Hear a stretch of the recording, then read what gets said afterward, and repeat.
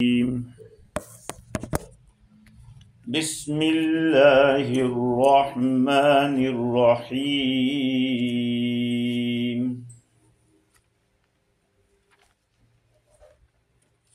وَإِذَا النُّفُوسُ زُوِّجَتْ وَإِذَا الْمَوْءُودَةُ سُئِلَتْ بِأَيِّ ذَنبٍ قُتِلَتْ وَإِذَا الصُّحُفُ نُشِرَتْ وَإِذَا السَّمَاءُ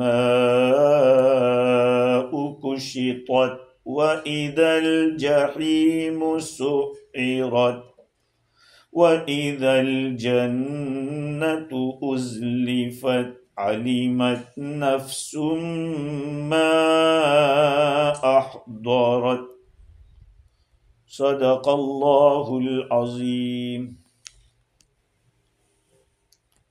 بزرگوں، پیارے بھائیوں، قیامت سے پہلے کا، قیامت کے بعد کا جو منظر ہے اللہ تعالیٰ نے ان آیات میں بیان کیا ہے۔ کل 6 چیزوں کو بیان کیا تھا، آج مزید جو باتیں ہیں اس کو نقل کرنا ہے، عرض کرنا ہے۔ اللہ تعالیٰ فرماتے ہیں وَإِذَا النُّفُوسُ زُوِّجَتْ، اور جب جانوں کو ملا دیا جائے گا۔ اب کون سی جان ہے؟ انسانوں کی جان یا جناتوں کی جان؟ احتمال اس کا ہے کہ سب کو ملایا جائے گا۔ زوجت کا جو لفظ ہے، زوج، جوڑے کو کہتے ہیں۔ شوہر کو بھی زوج کہتے ہیں، بیوی کو زوجہ کہتے ہیں۔ زوج کے معنی ہے جوڑا، اور تزویج کے معنی ہے جوڑا بنانا۔ تو جوڑے جوڑے اس دن سب مل جائیں گے۔ اس کا تقاضا یہ ہے کہ جوڑے جوڑے ہوں گے تو وہ ساتھ میں ملیں گے ایک دوسرے کے، ایک ایک پیر بن جائے گی۔ ہر نفس کو اس کی شکل کے ساتھ ملائیں گے۔ جو اس کے لیول کا آدمی تھا اس کے ساتھ خیر کے اندر ہوگا تو خیر والوں کے ساتھ ملایا جائے گا۔ طوفان کمپنی کے آدمی تھے تو ان کے ساتھ، شر والے تھے، نالائکی والے تو ان کے ساتھ، نیک کو نیک کے ساتھ ملائیں گے اور برے کو برے کے ساتھ ملائیں گے۔ یا یہ بھی ہو سکتا ہے کہ ہر ایک کو اس کے نامہ اعمال کے ساتھ ملا دیا جائے گا، یا اس کے عمل کے ساتھ ملا دیا جائے گا۔ برے لوگوں کو ان کے برے اعمال کے ساتھ، نیک لوگوں کو ان کے نیک اعمال کے ساتھ ملایا جائے گا۔ یہ بھی ہو سکتا ہے کہ ایمان والوں کی جانوں کو حوروں کے ساتھ ملا دیں گے، اور کافروں کی روحوں کو ان کو شیاطین کے ساتھ ملا دیں گے۔ وَإِذَا النُّفُوسُ زُوِّجَتْ وَإِذَا الْمَوْءُودَةُ سُئِلَتْ بِأَيِّ ذَنبٍ قُتِلَتْ، زندہ درگور کی ہوئی لڑکی سے پوچھا جائے گا کہ وہ کس گناہ میں قتل کی گئی تھی۔ موعودہ کے معنی، وعد کے معنی ہے زندہ دفن کر دینا، کبیرہ گناہ ہے۔ عرب کے اندر بچیوں کو زندہ درگور کرنے کی ایک رسم تھی۔ کیوں ایسا کرتے تھے؟ خرچ ہو جانے کے خوف سے، کہ اگر لڑکی آئے گی، کھائے گی، پیے گی، ہمیں کیا فائدہ ہوگا؟ لڑکا تو کما کے کھلائے گا، وہ تو بڑھائے گا پراپرٹی کو، لڑکی کیا کرے گی؟ دکری تو پار کی تھاپن کہوائے، گجراتی میں اس طرح کا کوئی گیت ہے، ہاں، کہ لڑکی کو تو پال پال کے وہ دوسرے کو ہی سونپنا ہے۔ یہ ان لوگوں کی سوچ تھی۔ یا وہ یوں سوچتے تھے کہ اس طرح سے لڑکی پیدا کر کے تو غلام بن جانے کا، داماد آئے تو اس کو عزت دو، اس کے سامنے ہمارا سر جھکے گا، اس کی بیٹی میرے نکاح میں ہے، میرے قبضے میں ہے، پھر لڑکی کو کسی کے حوالے کر، وہ بھی بیچاری اس کی غلام جیسی باڈی کی لونڈی کی طرح رہ کر کام کرے. یہ ان کو، اور ایک آر محسوس کرتے تھے، آر محسوس کرتے تھے،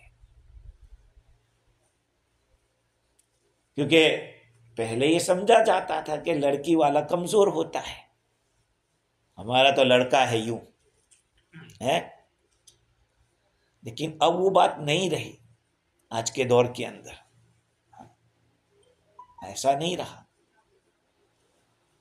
وہ لوگ یوں کہتے تھے کہ یہ تو فرشتے اللہ کی بیٹیاں ہیں اور یہ ہماری بیٹیاں ہیں، تو بیٹیوں کو بیٹیوں کے حوالے کرو. یہ ان لوگوں کا کہنا تھا. بڑی لمبی بحث ہے اس کے اوپر. صاحب کشاف نے یہ بات کہی کہ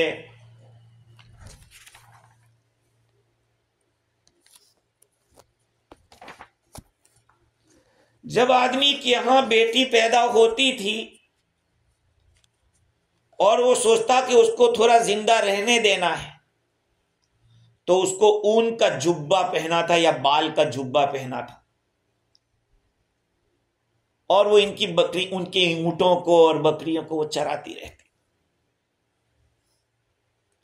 اور اگر اس کو قتل کرنا چاہتا تھا تو اس کو چھوڑ دیتا یہاں تک کہ 6 سال کی ہو جاتی.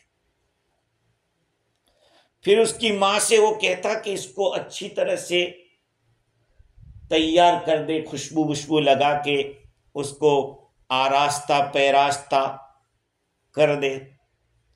میں اس کو اس کے چچا کے یہاں لے جاتا ہوں اور اس کے لیے صحرا میں ایک کھڈا کھود کے، گھڑا کھود کے رکھتا، اور کنویں کے پاس جا کے کہتا کہ دیکھ بیٹا اندر دے، اور پیچھے سے لات مار کے اس کو اندر دھکا دے دیتا، پھر اس پر مٹی ٹوپ دیتا، ڈھانپ دیتا، یہاں تک کہ کنواں زمین کے ساتھ مل جاتا تھا. اور بعضوں نے یہ بھی کہا ہے کہ جب بیوی پریگننٹ ہو جاتی تھی، جب اس کے بچے پیدائش کا وقت قریب ہوتا تھا، تو ایک کنواں کھودتا اور کنویں کے کنارے کے پاس ہی اپنی بیوی کو، جو بچے کے پیدائش ہوتی تھی، جہاں بیٹی پیدا ہوئی وہیں پھینک دیتا، اسی کو کھڈے کے اندر، اور اگر بیٹا ہوتا تو اس کو روک لیتا. یہ ایک رسم تھی ان لوگوں کے اندر.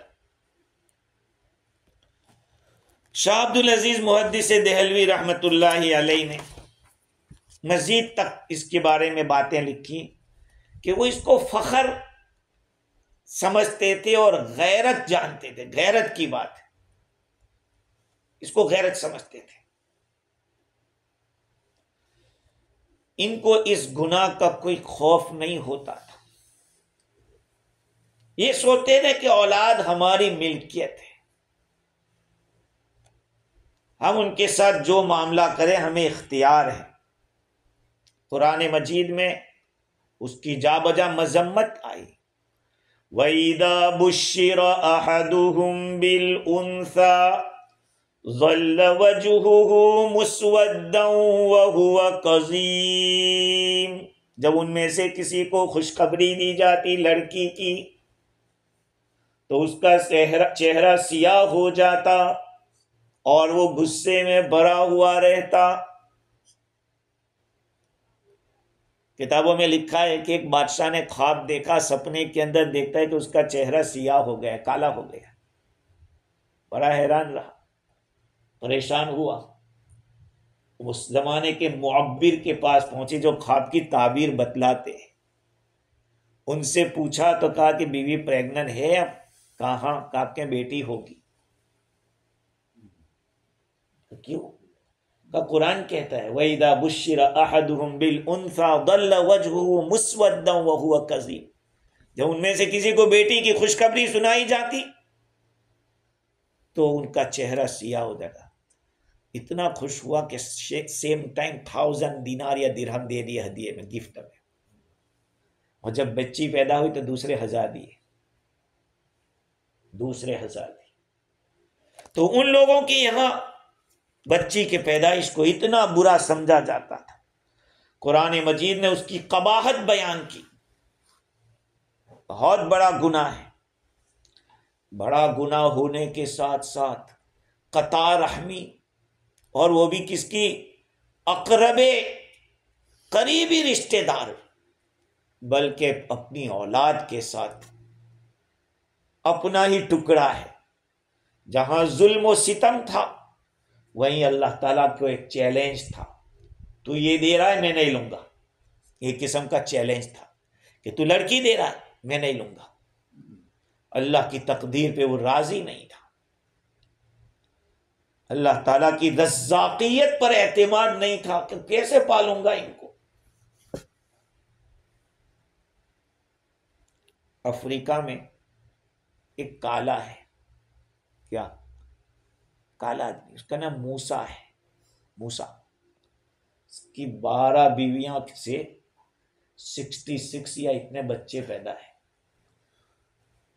پوری فوج ہے، ٹیم اتارنے کے لیے کوئی ڈھونڈنے جانے کی ضرورت نہیں ہے، کتنوں کے تو نام بیچارے کوئی یاد نہیں، اس کو کہتے ہیں کہ چائلڈ فیکٹری اس کا نام ہے، وہ بچے بنانے کی فیکٹری ہے۔ یوں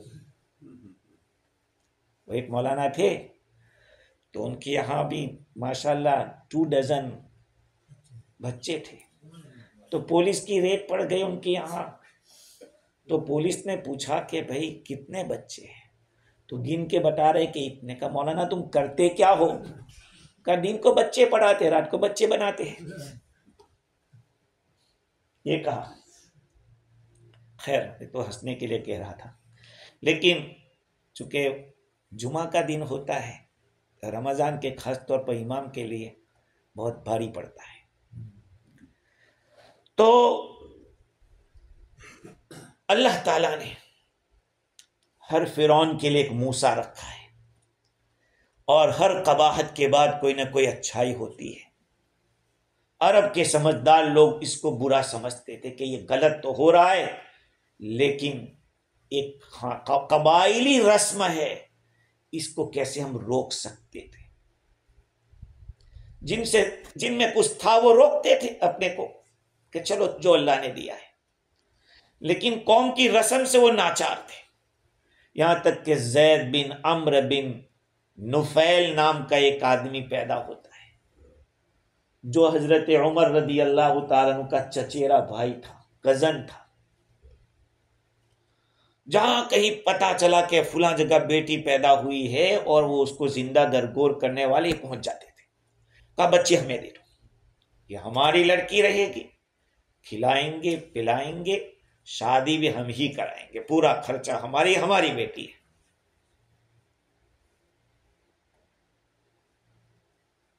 اب یہ ایک بہت بڑی ایک انقلاب ہوا، کہتے ہیں کہ کئی بچیوں کو انہوں نے اس طرح سے بچا لیا، اور بھی لوگ دوسرے خاندان میں تیار ہو گئے، بڑے بڑے لوگ اس دھندے میں مبتلا تھے کہ درگور کر دو۔ ایک شاعر گزرا ہے فرزدق، جس کو سا کہتے ہیں، فرزدق، اس نے اپنے اشعار میں اپنی دادا کی برائیاں کی کہ وہ ایسے دھندے کرتا تھا، ایک بری چیز ہے۔ ارے کسی آدمی نے کسی کو ایسے بڑے آدمی کو بھی مار ڈالا ہو تو زندگی میں اس کو کہتے کہ وہ تو خونی کا لڑکا ہے، اس کے باپ نے فلاں کا خون کیا تھا، اس کا باپ اتنا نکما تھا۔ تو اس امت میں اچھا اللہ کے رسول صلی اللہ علیہ وسلم نے اس دنیا میں تشریف لا کر ایک رسم بد کو ختم کیا، ایک صحیح مسئلے کو لانے کے لیے سال ہا سال گزر جاتے ہیں۔ ہاں ایک صحیح مسئلہ لانے کے لیے، اور وہ بھی کن میں؟ غیروں میں نہیں، مسلمانوں میں۔ جو ایک مسئلہ رواجی پر گیا ہو، قسم کھا کے کہتا ہوں بہت مشکل ہوتا ہے۔ جس وقت میں فیجی میں گیا اور ریکی کے اندر بطور امام کے مقرر ہوا، تو اس کے سیکریٹری کی جب ماں گزر گئی تو میں نے ہی نماز بھی پڑھائی، دعا بھی کی، سب۔ لیکن جب تیجا 40واں کی بات آئی، اب ظاہری بات ہے کہ وہ لیگ کا سیکریٹری، یہ تو اللہ کا شکر ہے الحمدللہ، ہمارے یہاں رانوی کا تو پہلے سے الحمدللہ یہ نظام رہا ہے الحمدللہ کہ ہمبل لوگ امام کی سن لیتے۔ اب ظاہری بات ہے کہ ابھی نیا آدمی گیا ہے، سب سے بڑی تکلیف پیپر ورک کی ہوتی ہے۔ اب وہ اس کی ماں گزرے، میں نے پہلے کہہ دیا دیکھو تمہارا تیجا ہو 40واں، میں آؤں گا، بیان کروں گا، دعا کروں گا، کھانا نہیں کھاؤں گا۔ سمجھدار ہیں اس معاملے میں۔ تو اب دعا ہو گئی، کھانا میں نہیں کھایا، گاڑی تیار تھی، آ گیا۔ اب لوگ گالیاں آ رہے، کیسا مفتی ہے، سب مولانا لا کھاتے مفتی کا، یہ ایسا مفتی ہے، گالیاں پڑ رہی۔ میں نے کہا بھائی تمہارا کام کیا ہے؟ دعا، کھانا میرا کام ہے، وہ میں نہیں کرتا، چلو تمہارا کام کیا کہ نہیں؟ 8.5 سال ہو گئے، پھر بھی چلو 40واں اور وہ تو کم ہو گیا، لیکن موقع کے اوپر اس طرح کی دعا کر کے کھلانا پلانا مشکل ہے۔ جب تک علماء کا سپورٹ نہ ہو اور جب تک اپنے پیٹ پہ پتھر نہ باندھے، وہاں تک دوسرے کو پتھر کا نہیں کہہ سکتے۔ نبی اکرم صلی اللہ علیہ وسلم سے جب لوگوں نے آ کے شکایت کی کہ حضور واقع پیٹ چپک گیا ہے، حضور نے ایک پتھر نے 2 پتھر لگا رکھے تھے، 2 پتھر دکھائے، تو پہلے آدمی کو خود شروع کرنا پڑتا ہے۔ ہاں آج ہم دعوت کی دین کی بات 100 کرتے رہے، لیکن اپنے خود میں ہی نہ ہو، اپنے گھر میں ہی نہ ہو، تو کیا ایفیکٹ پڑے گی؟ کوئی اثر نہیں پڑے گا۔ تو مسلمانوں میں بھی صحیح بات کو لانے کے لیے سال ہر سال گزر۔ دعوت و تبلیغ کا جو وجود ہوا تھا اسی لیے تھا، رسموں کو ختم کرنے کے لیے۔ لیکن جب وہاں فیجی میں دیکھا کہ شورا والے ہی استیجا میں جاتے 40 میں کھانے کے لیے، ماشاءاللہ، تو پھر ظاہری بات ہے علماء مفتی لوگ جا رہے، تو یہ رسم کبھی بند نہیں ہو سکتی۔ یہاں پر بھی اس رسم کو نکالنا مشکل تو تھا، لیکن آقا صلی اللہ علیہ وسلم نے اس امت کو ایسے day 1 سے اس طرح سے تربیت فرمائی کہ رسموں سے ان کو نفرت ہوتی چلی۔ حضور اکرم صلی اللہ علیہ وسلم کے سامنے ایک دار سنن دارمی کی ایک روایت ہے، حضور اکرم صلی اللہ علیہ وسلم کے سامنے ایک آدمی نئے اسلام لائے ہوئے اپنا قصہ پیش کر رہے ہیں کہ حضور میری ایک بیٹی تھی، بڑی پیاری تھی، مجھے بہت پیار کرتی تھی، یہ تھی، اچھی خاصی بڑی ہو گئی، اور میں اس کو لے گیا ایک کنویں کے پاس، میں نے اس کو لات مار کے گرا دیا، وہ اندر ہائے ابا کہتی جا رہی تھی، اور میں اس پہ مٹی ڈالتا جا رہا تھا، آخر تک وہ ہائے ابا بولتی رہی۔ آقا صلی اللہ علیہ وسلم رو رہے تھے، داڑھی مبارک تر ہو گئی۔ کسی نے کہا تم نے حضور کو غمگین کر دیا، حضور نے فرمایا کہ نہیں، اس کو کہہ لینے دو، تم اپنی پوری داستان سنو۔ اب وہ افسوس، عرب میں بھی خیر تھی، اچھے لوگ تھے، تو پھر آپ صلی اللہ علیہ وسلم نے ان کی پوری بات سنی، فرمایا کہ دیکھو الاسلام یہدم ما کان قبل، جو پہلے ہو گیا اسلام کے بعد وہ سب وائپ آؤٹ ہو جاتا ہے، اسلام سب گناہوں کو مٹا دیتا ہے۔ حضور اکرم صلی اللہ علیہ وسلم کے سامنے قیس بن عاصم رضی اللہ عنہ نے حضور کے پاس آ کر عرض کیا کہ اللہ کے رسول، میں نے اپنی کئی بیٹیوں کو زندہ درگور کر دیا ہے زمانے جاہلیت کے اندر۔ حضور نے فرمایا کہ ہر ایک کی طرف سے ایک ایک غلام کو آزاد کرو۔ حضور سے عرض کیا یا رسول اللہ انی صاحب الابل، اللہ کے رسول میں تو اونٹوں والا ہوں، میرے پاس تو اونٹ ملیں گے، غلام کہاں ملیں؟ فرمایا فانحر ان کل واحدۃ منہن بدنۃ، ہر ایک کی طرف سے ایک ایک اونٹ کو ذبح کرو، ایک ایک بچی کی طرف سے ایک ایک اونٹ ذبح کرو۔ ظاہری بات ہے صحابہ کرام تو کہاں پیچھے ہٹنے والے تھے۔ تو وہ رسم تو نبی اکرم صلی اللہ علیہ وسلم نے اپنی تعلیمات سے ختم کر دی، لیکن اس امت میں آج کے دور میں دوسری رسم شروع ہو گئی، دوسری رسم شروع ہو گئی۔ کیا رسم شروع ہوئی؟ کہا کہ کنڈم یوز کرو تاکہ بچہ پیدا ہی نہ ہو۔ ایک دوسرا جرم یہ ہونے لگا کہ ماں کے پیٹ میں بچہ ہے، 4 مہینے سے زیادہ کا ہو گیا، ڈاکٹر کی چیکنگ میں کہا تم جاننا چاہتی ہو کیا ہے، میل یا فیمیل، کیا جان دے، بیبی بوائے ہے یا گرل ہے؟ اچھا بتا دو، کہا گرل ہے۔ تو کہتے اس کو ابلوشن کرا دو، اس کو نکال لو۔ اگر 4 مہینے کے بعد کیا تو یہ اسی کے حکم میں ہے، یہ بھی وعد البنات ہے، اس لیے کہ 4 مہینے میں جان پڑ جاتی ہے، جان پڑ جاتی ہے۔ ابھی ایک اور بات چلی ہے ہندوستان جیسے ملکوں کے اندر کہ بچہ ماں کے پیٹ میں ہے، کہا بڑھ نہیں رہا ہے، 4 مہینے کا ہو گیا، کہا فالٹی ہوگا، کیا کرو گے، کسی اس کا دماغ نہیں ہوگا، یہ نہیں ہوگا۔ یہاں فون آتے ہیں، کچھ دنوں پہلے میسج آیا تھا انڈیا سے، 4 مہینے ہو گئے ہیں تو اب صبر کرو، کیونکہ اللہ اس کو بھی چینج کر سکتا ہے۔ اگر بچہ اندر مر گیا تو دوسری بات ہے، اب دوسری چال چلتے ہیں، ماں کو خطرہ ہے، ماں کو خطرہ ہے، ماں کو خطرہ ہے تو پھر کیا کریں گے؟ پھر کہنا پڑتا ہے کہ وہ دیندار مسلمان ڈاکٹر کو دکھاؤ۔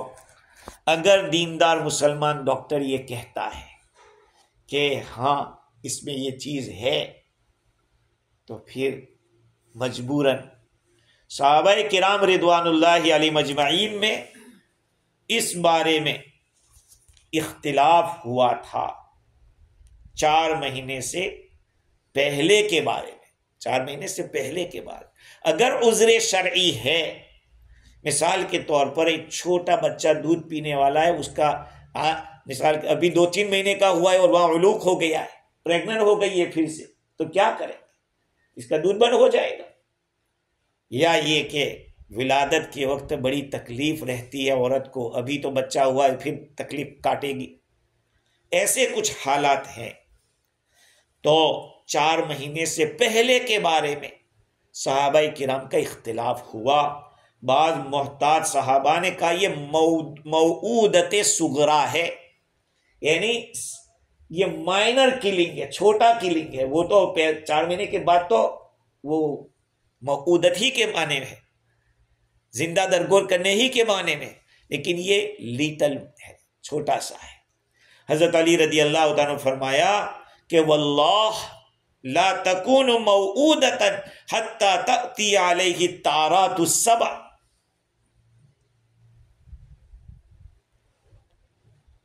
نہیں ہو سکتا، اللہ کی قسم، یہ بچہ، اس بچے کو گرانا موعودہ نہیں ہوگا جب تک کہ 7 طارات اس پہ گزر نہ جائے، یعنی 4 مہینے جب گزر جائیں گے جتنا تو بچے کی جان پڑ جائے گی۔ اب جان پڑنے کے بعد آپ نے اس کو مسکریس کرایا، یہ کبیرہ گناہ ہے۔ اب تک جب تک روح نہیں پڑی ہے اور اس سے پہلے کچھ اندازہ ہو جاتا ہے، وہ بھی آپ کو کہ ماہر مسلمان دیندار ڈاکٹر، صرف مسلمان بھی نہیں، صرف مسلمان بھی نہیں، اس لیے کہ وہ بھی کتنے بکے ہوئے ہوتے ہیں، ہاں بکے ہوئے ہوتے ہیں۔ بعض گورنمنٹ یہ چاہتی ہے کہ کنٹرول میں رکھو، بٹ کنٹرول، ہاں اچھا، بہت سارے لوگ اپنے گھر میں بچہ لانے کی اس لیے دیری کرتے ہیں کہ ابھی کچھ مزے لے لو، 2-4 سال تھوڑا گھوم لو پھر لو، اس کے بعد بچہ لائیں گے۔ یہ بھی سوچ اچھی نہیں ہے، اس لیے کہ اللہ کی رزاقیت کے اوپر شبہ ہے تمہیں. کچھ خرچے کی وجہ سے بھی لوگ ڈرتے ہیں کہ بھائی پیار نہیں ہے تو پھر اس کے لیے ہمیں دینا پڑے گا، گورنمنٹ کو پے کرنا پڑے گا. بہت ساری چیزیں ہوتی ہیں، لیکن یہ نہیں سوچتے کہ اللہ کی ذات وہ ذات ہے کہ بچے کے آنے سے پہلے ہی وہ انتظام کر دیتی ہے، وہ اس کے راستے کر. پتہ نہیں آنے والا بچہ کوئی ولی کامل بھی ہو سکتا ہے، کوئی داعی بھی ہو سکتا ہے کچھ بھی ہو سکتا ہے. خیر، تو اللہ کے رسول صلی اللہ علیہ وسلم نے لوگوں کے سامنے یہ بات کہی. ایک عورت کے بارے میں حضرت سلمہ ابن یزید جوفی فرماتے ہیں کہ میں اور میرا بھائی حضور کی خدمت میں گئے. ہم نے عرض کیا کہ اللہ کے رسول، ہماری ماں جس کا نام ملیکہ تھا وہ بڑی رشتہ داروں کے ساتھ اچھا سمبند رکھتی تھی، مہمانوں کا بڑا اکرام کرتی تھی، بہت ہی بھلائیاں کرتی تھی، لیکن زمانے جاہلیت میں مر گئی ہے. فَهَلْ ذَاكَ نَافِعُهَا شَيْئًا، اس کا وہ کرنا اس کو نفع دے گا؟ اندے سے مولانا دیکھے یار بیچارے تو جاہل تھے، نہیں ان کے پاس علم نہیں تھا، یہ نہیں تھا، وہ نہیں.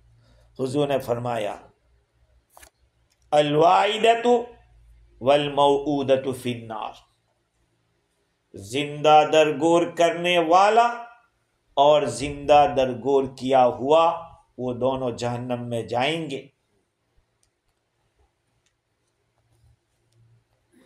ہاں اگر زندہ درگور کرنے والے نے اسلام قبول کر لیا تو اللہ سبحانہ و تعالی اس کو معاف کر دے گا، وہ بات الگ ہے، کیونکہ الاسلام یہدم ما کان قبلہ، ہجرت تہدم ما کان قبلہ، الحج یہدم ما کان قبلہ، یہ ہے اسلام سے پہلے گناہ معاف ہو جاتے. حضور نے یہ فرمایا. تو وَإِذَا الْمَوْعُودَةُ سُئِلَتْ، جب زندہ درگور کی ہوئی لڑکی سے پوچھا جائے گا بِأَيِّ ذَنبٍ قُتِلَتْ، کس گناہ میں وہ قتل کی گئی. حضور نے تو صرف رسم کو ختم نہیں کیا، رسم کو ختم کر کے لڑکیوں کی فضیلت بتلا دی. اللہ تعالیٰ نے بھی حضور اکرم صلی اللہ علیہ وسلم کے یہاں جو پہلی جو بچی عطا فرمائی، جو پہلے جو بھی آپ کے یہاں اولاد میں جو بچہ آیا وہ پہلی لڑکی تھی. جس کے یہاں پہلی لڑکی آوے وہ نصیبدار ہوتا ہے، اس لیے کہ یہ سنت غیر اختیاریہ ہے، یہ ایسی سنت ہے جو ہمارے کنٹرول میں نہیں ہے، وہ اللہ کے کنٹرول میں ہے. ایک چیز حضور کے جو نیت اللہ نے اپنے حبیب کو دی وہ ہمیں دی، کہ یہ سنت غیر اختیاریہ. تو حضور نے کیا فرمایا؟ من ابتلی من هذه البنات بشیء فاحسن الیہن کن له سترا من النار، جس کسی آدمی کو اپنی ان بچیوں کی وجہ سے کوئی آزمائش آ گئی پھر بھی اس نے ان کے ساتھ اچھا سلوک کیا تو یہ لڑکیاں جہنم سے آر بنے گی، آر بنے گی. ایک بات، لڑکیوں کے رشتے کے اندر کبھی اس طرح کے حالات آتے ہیں، لیکن ماں باپ کو بھی تھوڑا سمجھنا چاہیے. آج کل کے دور کے اندر ہوتا یہ ہے کہ گورنمنٹ کی یہاں شنوائی لڑکیوں کی زیادہ ہوتی ہے، اس لیے لڑکی والے بھی چاہتے ہیں کہ ختم کرو، نباہ کی فکر کرو، جتنا ہو سکے نباہ کی کوشش کرو، ملاپ ہو جائے اس کی کوشش کرو.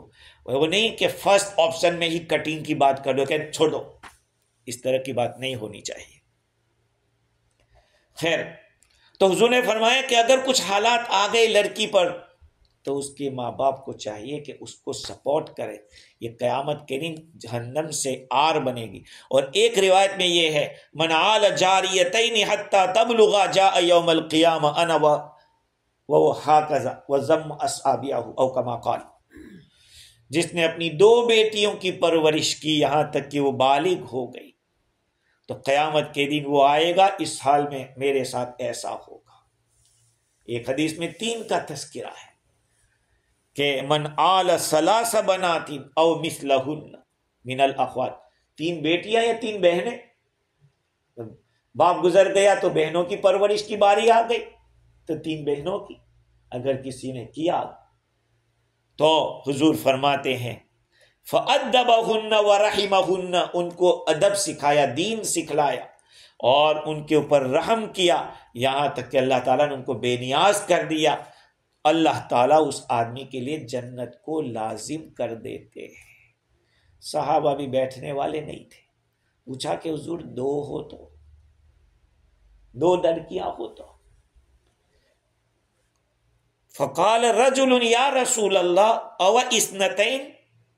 ایک آدمی نے کہا حضور 2 بیٹیاں.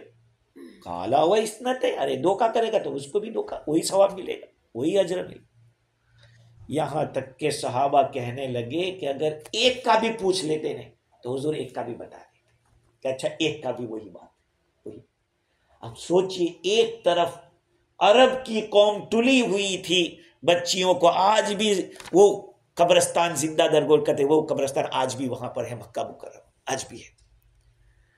وہ کیا تھا حال کہ جس لڑکی کو دیکھنے کو نہیں چاہتے تھے، رسول اللہ صلی اللہ علیہ وسلم نے اتنی محبت ڈالی لڑکیوں کی کہ فضائل بتلا دیے کہ عورت کیا ہوتی ہے. ہاں یہ تو دنیا نے ہمارا نقشہ غلط لوگوں کے سامنے بتلایا، ورنہ اسلام نے تو عورتوں کا وہ مقام بتایا. یہ انگریز قوم ایک زمانے میں عورت کو انسان ماننے کے لیے تیار نہیں تھی. کتابیں پڑھو تو پتہ چلے. ہاں عورت ماننے کے لیے تیار نہیں تھی. یہودی قوم کے اندر تو عورت کو MC آ جاتا منتھلی تو اس کا بستر الگ کر دیتے تھے، الگ سونے کا اس کو. اور ادھر کرسچنوں نے تو اس کے ساتھ سب کچھ کرنا شروع کر دی. اسلام نے بیلنس باقی رکھا کہ نہیں ایسا نہیں ہے، اس کے ساتھ سو کوئی بات نہیں، لیکن جس جگہ پر گندگی ہے اس سے استفادہ کرنا منع ہے. خیر وَإِذَا الْمَوْءُودَةُ سُئِلَتْ. اور زندہ درگور کی ہوئی لڑکی سے پوچھا جائے گا کہ اسے کیوں قتل. اب دیکھیں کتنے گناہ دنیا میں ہوئے، اس کے بارے میں نہیں پوچھا. اللہ تعالیٰ نے اس مقام کے اوپر اس لڑکی کے قصے کو کیوں بیان کیا کہ اس سے پوچھا جائے گا کہ کیوں قتل کی گئی تھی. وہ یہ ایک سوال ہے. اس کا جواب یہ ہے کہ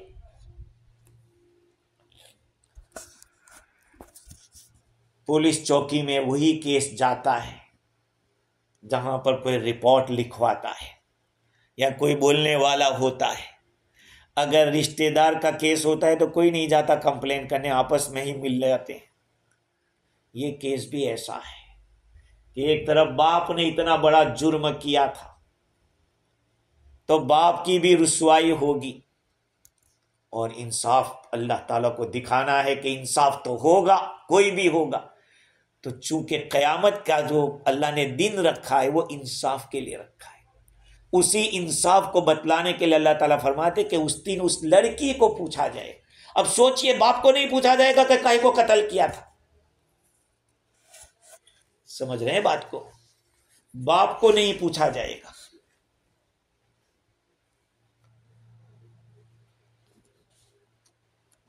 قرآن مجید میں ایک اور مقام کے اوپر حضرت عیسیٰ علیہ السلام کا تذکرہ ہے سورہ مائدہ کے آخر میں. وَإِذْ قَالَ اللَّهُ يَا عِيسَى ابْنَ مَرْيَمَ أَأَنْتَ قُلْتَ لِلنَّاسِ اتَّخِذُونِي وَأُمِّيَ إِلَٰهَيْنِ مِن دُونِ اللَّهِ. اس وقت کو یاد کرو جب کہ اللہ تعالیٰ فرمائیں گے کہ عیسیٰ ابن مریم کیا تم نے کہا تھا لوگوں سے کہ مجھے اور میری ماں کو خدا بنا دو. حالانکہ اللہ جانتے ہیں. پوچھنا تو ان نالائقوں کو ہے کہ تم نے کیسے خدا بنا لیا ان دونوں کو. لیکن اللہ تعالیٰ کن کو پوچھیں گے؟ ان سے پوچھیں کہ تم نے کہا تھا. اللہ تو جانتا ہے کہ نہیں کہا تھا، پھر بھی اللہ تعالیٰ ان لوگوں سے پوچھیں گے. کیوں؟ اس میں ان کی رسوائی زیادہ ہوگی. جو پوجا کرنے والے ہیں، عبادت کرنے والے، خدا ماننے والے ہیں، عیسیٰ علیہ السلام کو، ان کی ماں کو، ان کی زیادہ رسوائی ہے. کیسے؟ کہ جس کو تم عبادت کو تو نہ کہہ رہے، کہ میں نے تو کبھی نہیں کہا. کس نے کہا تھا تمہیں عبادت کرنے کا؟ کیوں کرتے تھے تم؟ تو لڑکی کو پوچھا جائے گا کہ بھئی کیوں قتل، اس کو نہیں بھئی تو نے کیوں قتل کیا تھا. ظالم کو نہیں پوچھیں گے. اسی میں ظالم کی رسوائی ہے. خیر،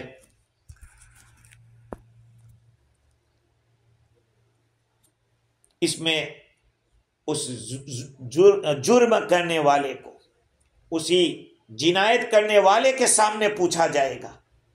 اور یہ نہیں کہ اس نے کیوں قتل کیا تھا، یہ کہ بھئی اس کو کیوں قتل کیا گیا تھا. غیبت کا لفظ لائے. لڑکی کو یہ نہیں کہ تجھے کیوں قتل کیا گیا تھا، یہ نہیں پوچھا جائے گا. اس لیے کہ یہ جو کلام ہوا ہے وہ غائبانہ ہوا ہے، کہ لڑکی تو اس میدان میں ہوگی تب پوچھا جائے گا.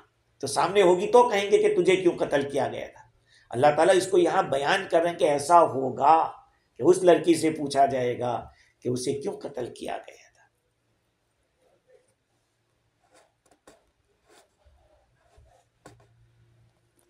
ابھی ایک سوال یہ ہے کہ بعض روایات میں، جیسے ابھی میں نے روایت پڑھی اس میں ایک سوال تھا، جس نے زندہ درگور کیا وہ بھی جہنم میں جائے گا، اور جس کو زندہ درگور کیا گیا اس کو بھی جہنم میں ڈالا جائے گا. تو بھائی جس کو ڈالا گیا اس کا تو کوئی قصور ہے نہیں. تو ابن مسعود رضی اللہ تعالیٰ عنہ فرماتے ہیں ان الوائد والموعود فی النار. جس لڑکی کو زندہ درگور کیا گیا اگر وہ بالغہ ہے تو ظاہر بات ہے، بالغہ ہے تو وہ کافرہ ہے، اس کا باپ کافر ہے تو وہ بھی کافر، وہ اپنے کفر کی وجہ سے جائے گی. لیکن اگر نابالغ ہے تو ظاہری بات ہے اس میں بہت سارے اقوال ہیں. کوئی نابالغ بچہ غیر مسلم ہونے کی حالت میں گزر جاتا ہے تو وہ جنت میں خادم بن کے رہے گا. ارے بھی کچھ کم ہے. جنت میں صرف ایسے ہی کہتے ہیں نا کہ کو اتنی سی جگہ بھی مل جائے دنیا و ما فیہا سے بہتر ہے. جنت کی تھوڑی سی جگہ بھی مل جائے. مجھے اور منظر یاد آ گیا کہ ایک زمانے میں جب طالب علم تھے تو ٹرین کے اندر جب سفر کرتے تھے تو صرف گھسنا ہی مانگتے تھے کہ پھر گھس جائیں، بس کھڑے ہونے کی بھی جگہ مل گئی، بس سے پہنچ جائیں گے. لیکن ابھی کے جو حالات ہیں، بس دعا کرو اللہ تعالیٰ ہندوستان پہ رحم کرے، ورنہ انجام بہت خطرناک لگ رہا ہے. ٹرینوں میں بیچارے مسلمان قرآن پڑھ رہے ہیں، نماز پڑھ رہے ہیں، ان کو مارا جا رہا ہے، ظلم و ستم ڈھایا جا رہا ہے. اس کا انجام کوئی اچھا ہونے والا نہیں ہے. اچھا، دوسری وجہ یہ ہے کہ جب وہ جس نے زندہ درگور کیا تھا وہ جہنم میں ہوگا تو اس لڑکی کو دیکھ کر بھی اس کو یاد آئے گا، یہ ایک الگ عذاب ہوگا کہ میں نے اس پہ ظلم کیا تھا، ستم کیا تھا. وَإِذَا الْمَوْءُودَةُ سُئِلَتْ بِأَيِّ ذَنبٍ قُتِلَتْ. تو جیسے میں نے آپ کو بتلا دیا کہ آج کے زمانے میں جو کنڈم کا استعمال ہو رہا ہے، اگر کسی بیماری کی وجہ سے یا کوئی شرعی عذر کی وجہ سے ہے تب تو اس کی گنجائش ہے. لیکن بلا وجہ یہ کر رہے ہیں کہ خاموں کا بچہ آ جائے گا، اب تو ہمارے سفید ہو گئے، اب کیا کوئی کیا کہے گا کہ انہوں نے اس عمر کو یہ کیا سوجا کہ بچہ لے آئے. تو پبلک سے کب تک ڈرتے رہیں گے؟ آدمی ایسے بچتا ہے. کبھی ایسا ہوتا ہے کہ بیوی کو ایسی بیماری ہے، پریشر کی تکلیف ہے کہ اگر اس کو پریگننٹ ہو گئی تو پریشر ہائی ہو جائے گا، جان کا خطر. وہ چیزیں مفتیوں سے پوچھنی چاہیے، عالموں سے پوچھنی چاہیے. لیکن آج کل ہوتا یہ ہے کہ آدمی فقط اس سے ڈرتا ہے کہ لوگ کیا کہیں گے، تو لوگ کے لیے جی رہے ہو تو خیر. لیکن 4 مہینے کے بعد تو جو اسقاط کرایا جاتا ہے وہ تو بالکل حرام ہے، قطعی حرام ہے. ابھی جو مضمون ہے اس کو انشاءاللہ ہم آئندہ کل کریں گے، ایسے بھی تھکا ہوا ہوں. اللہ تعالیٰ مجھے بھی اور آپ کو بھی دین کی صحیح سمجھ عطا فرماوے، علم نافع عطا فرماوے. وآخر دعوانا الحمدللہ.